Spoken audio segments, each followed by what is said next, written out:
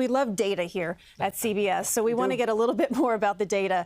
Anthony Salvanto is standing by from our data center. And Anthony, I want to know what you're seeing there as CBS News is now projecting Zoran Mamdani as the next mayor of New York City. What's your data showing?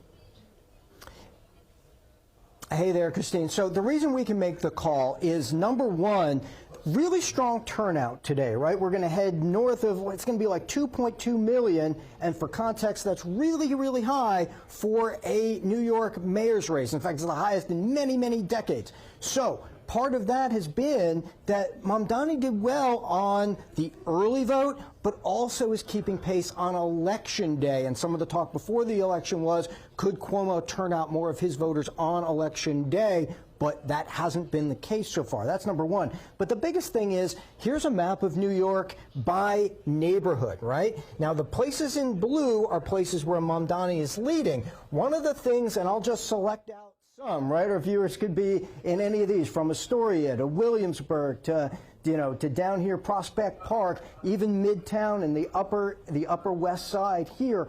All of these places are places where Mamdani is leading and doing at least as well as he did in the primary. And so he's been able to sort of turn out that part of his base of voters and then extend that into the general, and you see that pattern throughout. Now, the other thing here, Christine, that's really notable is, let's go down to Staten Island. Now, these are Republican areas, right? If I were to bring up, say, a map of just where Republicans live in New York City, it's redder down here in Staten Island. So what we thought was perhaps the president's endorsement, if you will, of Cuomo might lead some of those Sliwa voters to vote for Cuomo. Some of that did come to pass, right? Staten Island, Cuomo doing well. That's that lit up there and that independent gold down here, as well as out here, out by, in Bensonhurst and Sheepshead Bay, etc.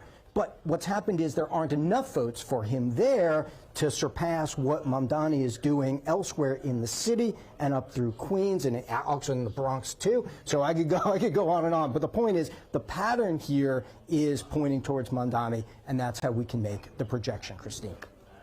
All right, Anthony Salvanto, thank you so much for that insight. It's an interesting selection here as we get these results into our newsroom with Zoran Mamdani, now the projected winner of the New York City mayoral race. It's quite stunning here. He came, a man that some people hadn't even heard his name a year ago. I think you also have to look at the fact that he comes with, although Andrew Cuomo tried to say that he lacked experience, one of the things he has going for him is that he is an assemblyman, and that's going to stand him in good stead when he has to go to Albany and say, give me some money because I need the money to be able to come through with the affordability and other things like that. That's going to be a big plus for him.